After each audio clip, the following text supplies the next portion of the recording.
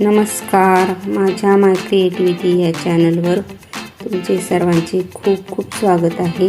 आज मी तुम्हाला veg noodles करून दाखवणार आहे। अगदी झटपट आणि चटपटीत आणि चमचमीत असे नूडल्स कसे करायचे हे बघण्यासाठी व्हिडिओ शेवटपर्यंत नक्की बघा।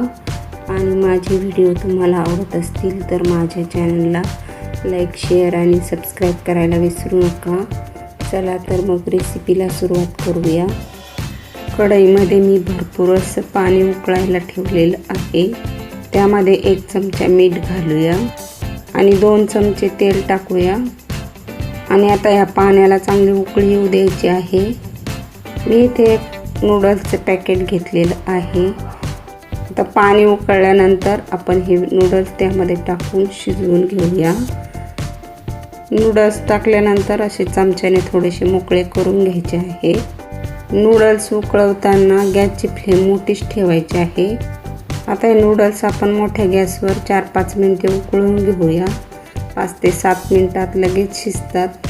5 ते 7 मिनिट झालेले आहेत आणि बघू शकता नूडल्स व्यवस्थित शिजलेले आहेत। नूडल्स शिजल्यानंतर असे थोडेसे लांबले पाहिजेत आणि एवढेच आपल्याला कुक करून घ्यायचे आहेत, जास्त ओव्हर कुक करायचे नाही। आता मी इथे एका भांड्यावर चाळणी ठेवलेली आहे, त्यामध्ये हे नूडल्स ओतून घेऊया। आणि आता लगेचच त्याच्यावर गार पाणी ओतायचं आहे, म्हणजे त्याची शिजण्याची प्रोसेस बंद होते आणि नूडल्स अगदी मोकळे मोकळे तयार होतात। भरपूर असं पाणी टाकून पूर्णपणे गार करून घ्यायचं आहे। बघू शकता नूडल्स छान मोकळे मोकळे झालेले आहेत। आता यामधील पूर्ण पाणी निथळून जाईपर्यंत 4 ते 5 मिनिट चाळणीमध्येच ठेवूया। मी इथे एक मध्यम आकाराचा कांदा, शिमला मिरची, कोबी, गाजर, लसूण, आलं, मिरची हे सर्व भाज्या कापून घेतलेल्या आहेत। आणि नूडल्स आता छान थंड झालेले आहेत आणि आता याच्यावर थोडंसं तेल घालून मिक्स करून घेऊया, म्हणजे नूडल्स एकमेकांना चिकटणार नाही। बघू शकता अशा पद्धतीने थोडंसं तेल लावून मी हे नूडल्स सगळे तेलामध्ये चोळून घेणार आहे, म्हणजे ते चिकटत नाहीत। नूडल्स बनवण्यासाठी मी इथे चिंग चायनीजचा मसाला घेतलेला आहे। आता हे नूडल्स बनवण्यासाठी मी 1 पॅकेट वापरणार आहे। नूडल्स बनवण्यासाठी मी इथे एक लोखंडी कढई घेतलेली आहे आणि कढई छान तापलेली आहे। आता कढईमध्ये चमच्याने असं तेल सोडून घ्यायचं आहे, म्हणजे सगळीकडे व्यवस्थित पसरतं। मी इथे 5 ते 6 चमचे तेल घातलेलं आहे आणि आता चमच्याने असं व्यवस्थित पसरवून घेऊया। गॅसची फ्लेम आता मोठीच ठेवायची आहे आणि त्यामध्ये पटापट भाज्या परतवून घ्यायच्या आहेत। आलं, लसूण आणि मिरची मी टाकलेली आहे, लगेच पटपट परतून घ्यायच्या आहेत। आणि आता बाकीच्या कापून घेतलेल्या भाज्या पण आपण यामध्ये घालून घेऊया। कांदा गाजर शिजण्यासाठी थोडासा वेळ लागतो, म्हणून मी अगोदर कांदा आणि गाजर घातलेलं आहे। 1 ते 2 मिनिट परतून घेतल्यानंतर आपण बाकीच्या भाज्या घालून घेऊया। 2 मिनिट कांदा आणि गाजर परतवून घेतलेलं आहे। तर आपण यामध्ये कोबी आणि शिमला मिरची घालून परतून घेऊया। भाज्यांचं प्रमाण तुम्ही तुमच्या आवडीनुसार कमी जास्त करू शकता।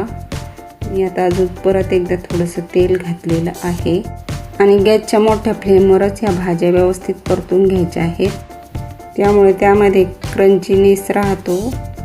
भाज्या आता व्यवस्थित परतून घेऊया। 2-3 मिनिटानंतर भाज्या व्यवस्थित क्रंची झालेल्या आहेत। आता आपण यामध्ये नूडल्स घालून घेऊया।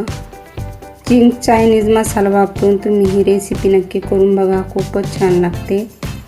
चायनीज खायची इच्छा असेल तर सगळं रेडीमेड सामान आणून तुम्ही झटपट असे नूडल्स बनवू शकता।